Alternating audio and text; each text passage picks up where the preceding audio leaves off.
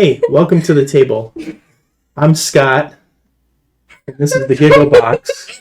I'm Libby. You're Libby? Okay, so did I tell a funny joke before we got started? Yeah, probably. I didn't. She's just being silly.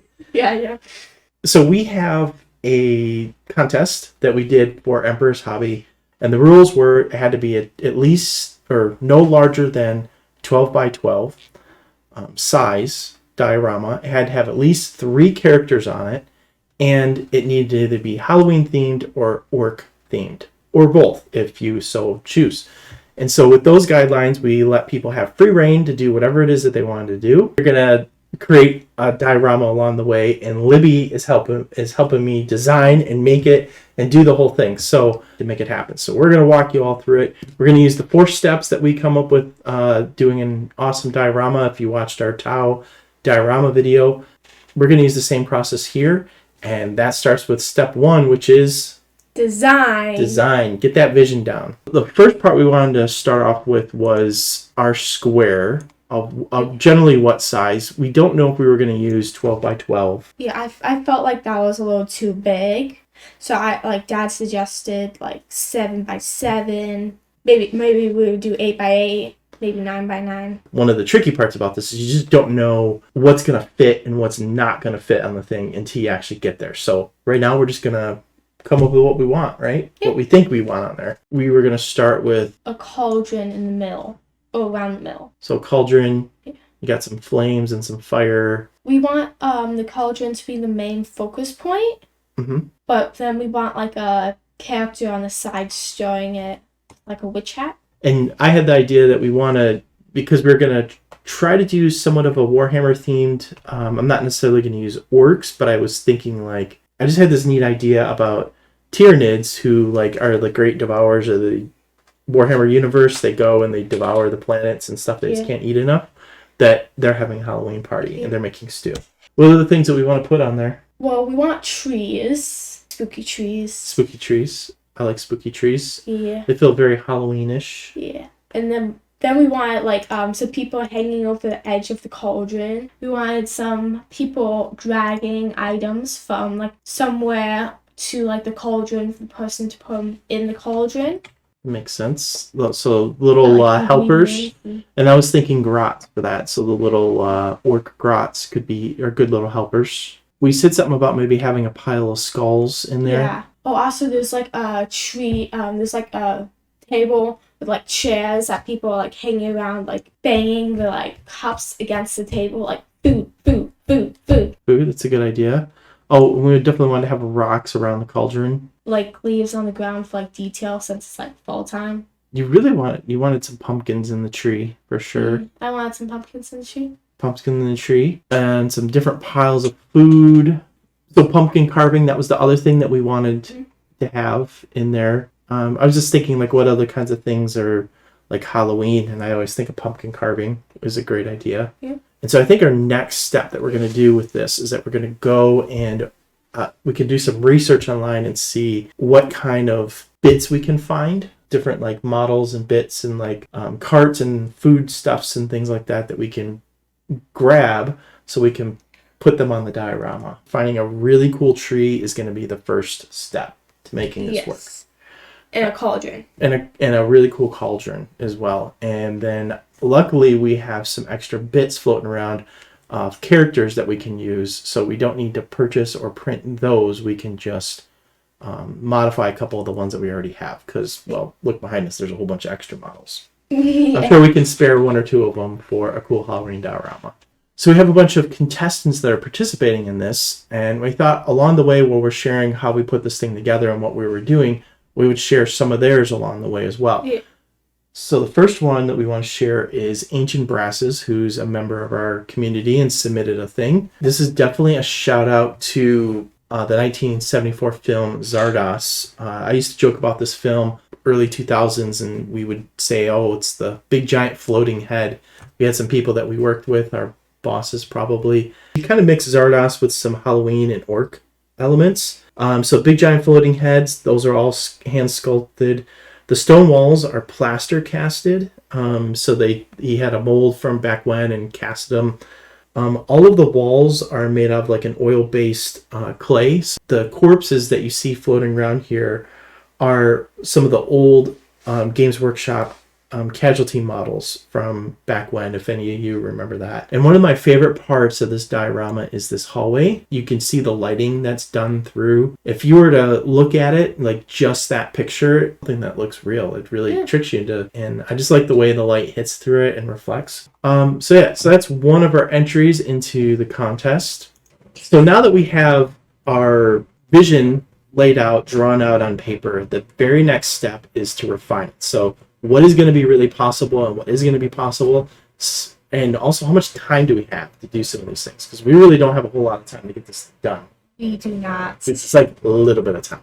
So that means some things are going to get cut. I found a piece of foam that was roughly the size that we wanted. It's 12 inches by, I'd say, about 9.5 inches. So we're just going to start with this and see what it works. At first we wanted a square, but we had this, so yeah, opportunity. Let's work with it. Let's work with it. We have a collection of all these different pieces that I found. And printed. One of the things I'm really happy with is the tree, and it required a little bit of assembly. So Libby and I are putting this together, Gluing it together, because it's kind of it can't sit together on its own. And then partway through the process of doing this, I had this really cool vision of like the other cool find that I found was a pumpkin patch. Yeah, that was really neat. It was like a pumpkin patch.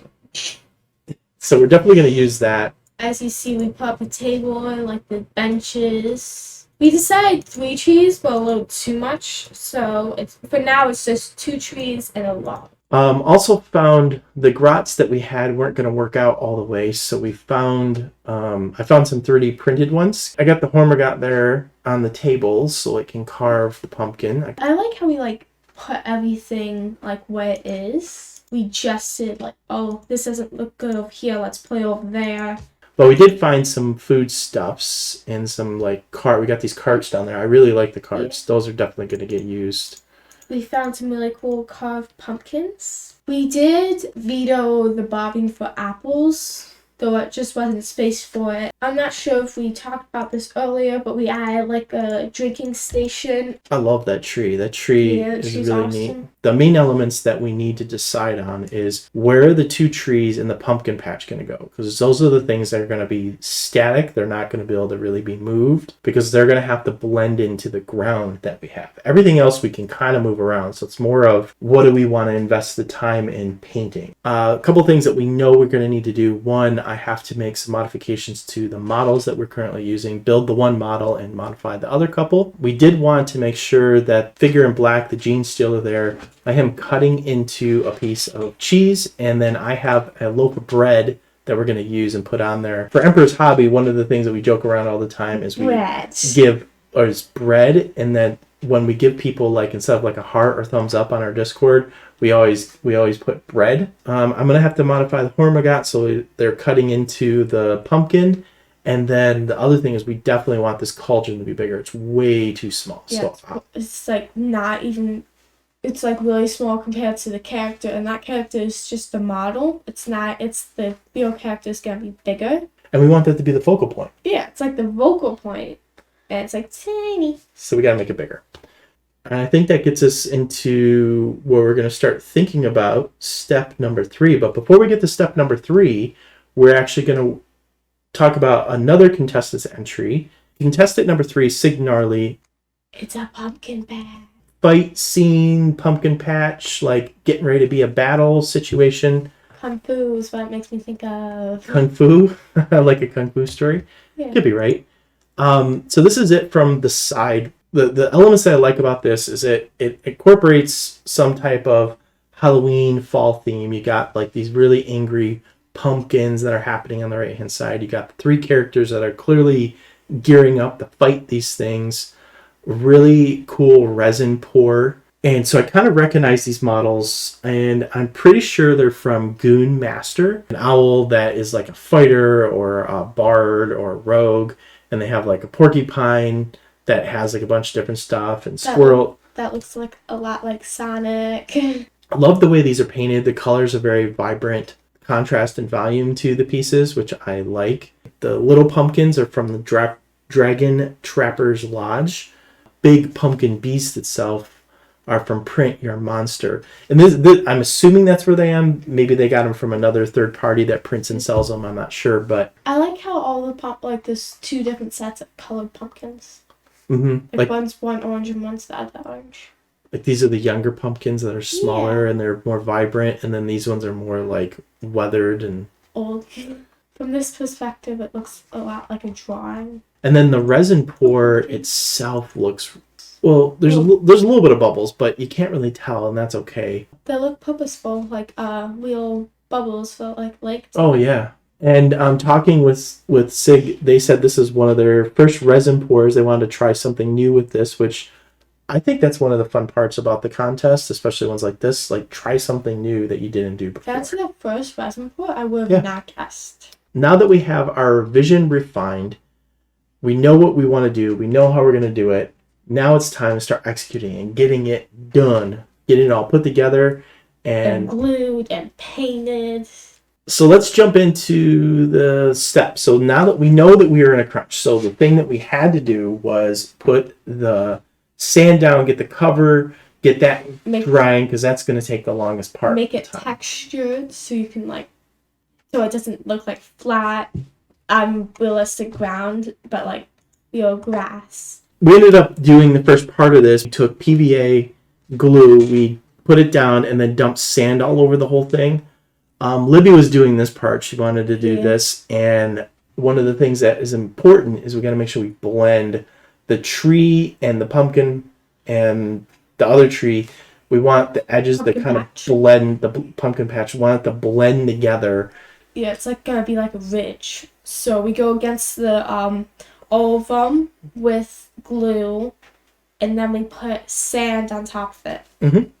To like try to blend it out and polish sand on top of it. Cool. So once we have all that put together, the key to it is letting it dry. Once we have everything dry, I'm going to dump off all the sand again using the same method that we did before. Generally, the main thing, though, is making sure that there's not any loose pieces on the edges. Because our next step is get the entire thing covered in glue that you can see here. It's all white. It looks kind of faded out, but it's all white. Then you just got to wait for the glue to dry. And it just takes a while. Probably take about 5 to 6 hours. Yeah, time-lapse time. Part that I need to get into is modifying the models all the way. So modifying this is a Hormagoth that's getting tweaked up. I'm just kind of doing some test fitting here, making sure it's going to work. Libby put together a lot of the pieces and have the little toothpicks on the bottom of them. You can see some of the examples here. I had to modify some of the grots. I took a toothpick and I cut the end off of it, made it flat, and then I took a piece of glue, I took some super glue and put it on one side, and then I put the accelerant on the toothpick side, and I basically just kind of like put it together. They were like ammo runts, so I'm just cutting them off and then modifying them to have like different foodstuffs on top of their bases. In the middle of this, you came down and you're like, you don't have anything primed yet? What are you doing? I didn't realize I had cut all the bullets off like the grot bags and stuff, because I thought you just had to modify the one main character and like the pumpkin carver and asking for food. I didn't think I had that much stuff I had to modify either. The patriarch that we're using, I realized that it was too short compared to the size of the pot. The pot was perfect size, and I wanted it like looming over the pot. So what that means that we had to modify it at least a little bit to make it higher, and the best way to do that would be, let's make a little fake rock. One of the arms had a Space Marine head in it, which I thought was cool. So that was definitely going to be like getting ready to put that in the pot. And then I took some other Space Marine bits and put them in the pot, and then we'll paint those as we go too. I think we did a great job. Also, for the little grass, we added added a little pie to one of the bags. Now that everything's modified, the next step is priming everything. There is so much stuff to prime. We got ourselves a lot of work to do and a short amount of time. Now that everything is all assembled, it's time to prime everything black. So our focus for painting is going to be doing a zenithal highlight, then using speed paint / contrast paints to be able to get everything the color. So what that means is we're going to start with a black base coat and prime everything, well, black. It's going to take a couple coats. Everything black. That's black. The toothpicks. Okay. The toothpicks are going to help a lot because we're going to be able to hold the pieces and move them around. And then I have a couple pieces of foam that are just next to my desk, my paint booth here, that I can put the things in the toothpicks and move them from one thing to another. So really, really helpful. We're going to do a couple coats on everything. And then once that's done, then we'll move on to the next step. He says we primed them. He's actually the one who primed them. I did. Yeah, I did all airbrush. But you could do airbrush work too. Yeah, I can do airbrush. I just don't have that much experience with it. Yeah, you're kind of like doing like a C with your finger. It's like whisking with your finger. Oh, yeah, because you hold it like this. Yeah. The very next step is going to be doing like a mid-tone color of or highlights, and we're going to do gray. So I'm going to use the gray. I don't use a lot of Vallejo paints, but I really like their primers. You get a lot of coverage. They go on really well. They adhere to the model.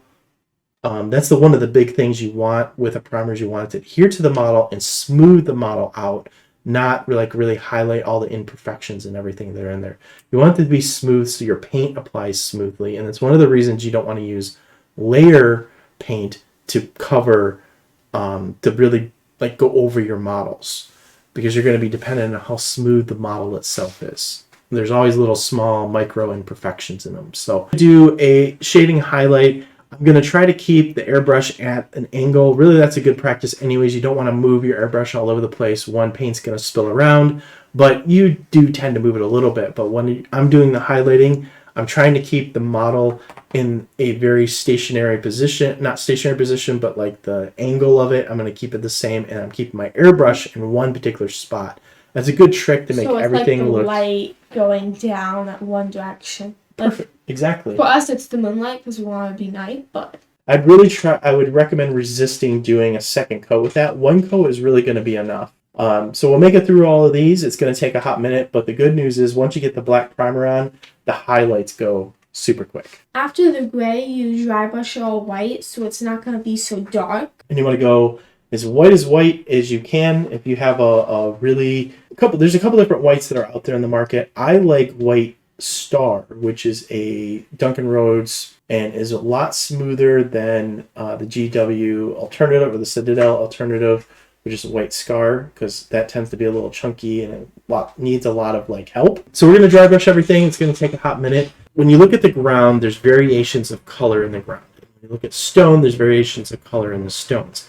And so one of the things you want to do is just not make everything flat. Or one of the things you don't want to do is you want to make every color just a flat, I'll put a wash on and I'm going to dry brush it, that's kind of repetitive and boring. You need shading, you need color variation. And ground and stone are the two things that definitely have a lot of variation in color. What I'd like to do with these is do 3 to 4 different colors and then basically just kind of like almost like stipple them on to the piece. It looks like I've just ruined it and put random colors all over the place. This is where you just got to trust the process.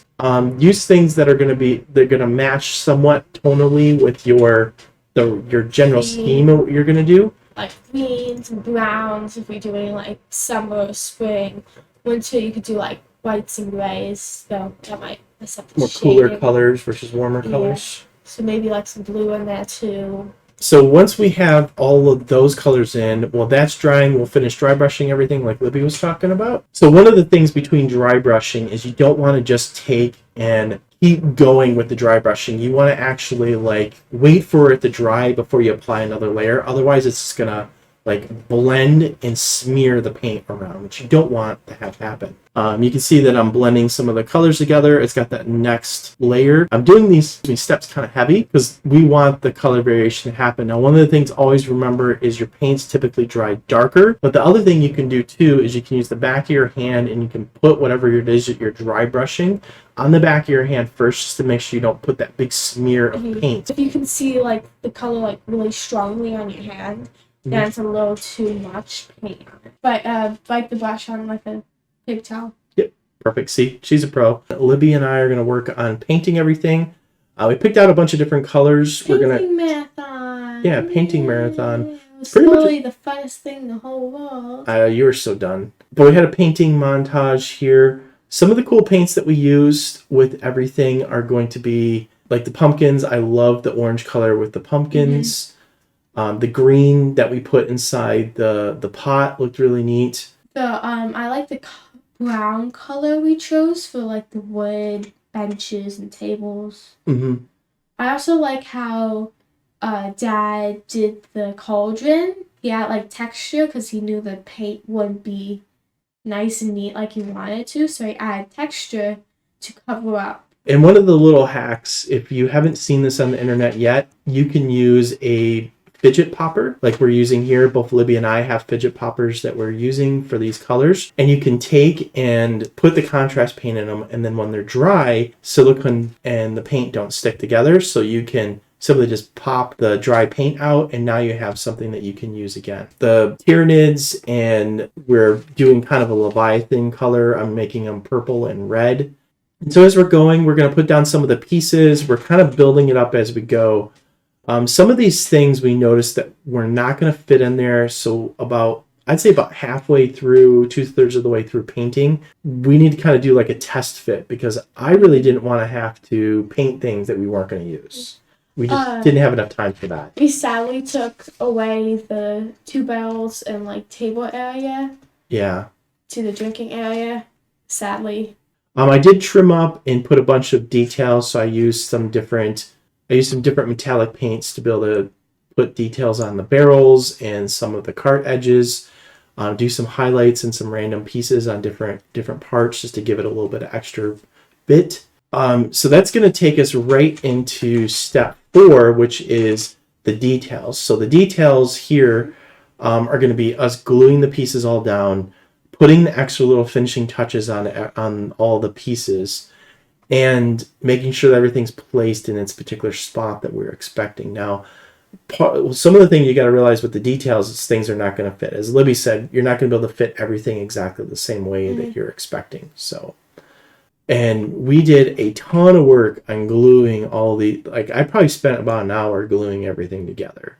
I added a bunch of wash to the tree, so I mixed an Agrax Earthshade and I did a layer of Agrax Earthshade, and then I also did a layer of Beltane Green just to give it kind of like more of a grounded, weathered look in things, because I wanted it to be like certain areas were going to be a little darker than others, and just giving it kind of that wash to help it out. I also added a little bit more green to the pumpkin patch itself, because you're going to have some more greenery like the leaves and things like that. I really like that detail. I wanted certain things to be like they've been there for a while. So like the bench, I wanted to be there for a while. And like some of these other things. And then other pieces like the carts are going to be brought in, so I want them on top of the leaves. And so put the leaves down, then put down the carts. So it made sense. We found this kit online. I'll put a link below. 4 different colored leaves. And so I'm just kind of methodically sprinkling them on, trying to imagine where they might fall or be tracked to. And then I added some extra details here for the Tyranids, adding I did some dry brushing of their skin just so it looked it looked kind of flat to me. The contrast paint went on a little bit too heavy, and so it covered up some of the shading. With the rock that he put under the Tyranid, he put a smaller rock right next to it, so it was like a stepping stone, and it didn't seem so like specifically placed there, but like actual thing.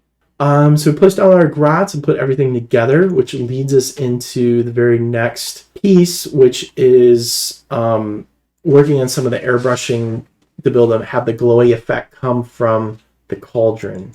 So before we go into the last bit of details that we have here to wrap this one up, I want to talk about another entry that we have. MisterAltír's one. Again, he has an Instagram page we put down below. This is a really neat take on a Frankenstein type situation where he's kind of got like a fire going to bring Frankenstein to life. The blue lighting effect is really neat. Catches my eye. Yeah, I think that's like the best part. That those flames look really good. I think there could have been a little bit more lighter colors in there with them, but the flames look really good. And then the OSL effect on it, I think, makes this thing really like stand out. Like you can definitely tell. pieces. Shines. So you Shines. so there's a light, like a campfire light, and you can see the light, like colors on everybody's faces when if they're around the campfire. That's what the blue light is on the people. Neat, like the weathering effect with the skeleton there that looks like it's weathered and been there forever. Plus, like this chest that's there that I thought was a barrel, but looking closer, it's clearly a chest.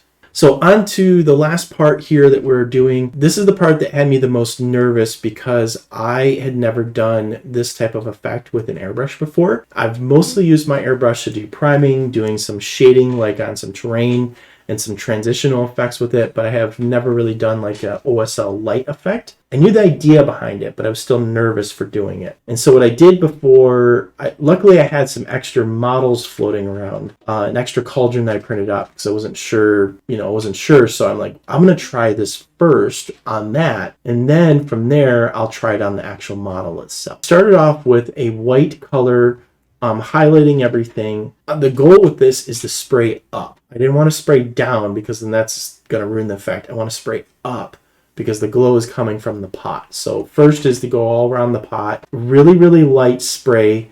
The airbrush I have, I can change the pressure. So that means the amount of paint that's coming out of it can be adjusted. I'm only having a little tiny bit just to get the edges. And then I did the same thing again with some Terrasec glow. Each of these, I thinned them down quite a bit. I want them to be almost like a 1-for-1 ratio, thinned them down because I didn't want it to be very heavy or dark and I wanted to be as transparent as possible. So again, I tested that out on my test model first and then I did it here. So I did a couple different things where I sprayed up, let it sit for a second to be able to see how it kind of changed because in the first in a little bit you can see how it changed, and I did a little bit more to it to pump up that volume, really contrast the model. I really like the way that glow looks. I think it looks really neat. The next thing, and this made me even more nervous, was putting on the moonlight. And so the idea behind it is going to be like a white moonlight mixed with a little bit of a yellow that was going to be on it. This one's one that could easily ruin the piece. So I tried it on one of the logs first just to see if I made sure I was going to overdo it. I had my range done correctly. You can kind of see on my hand, I did a bunch of test sprays again. What did you think about the project?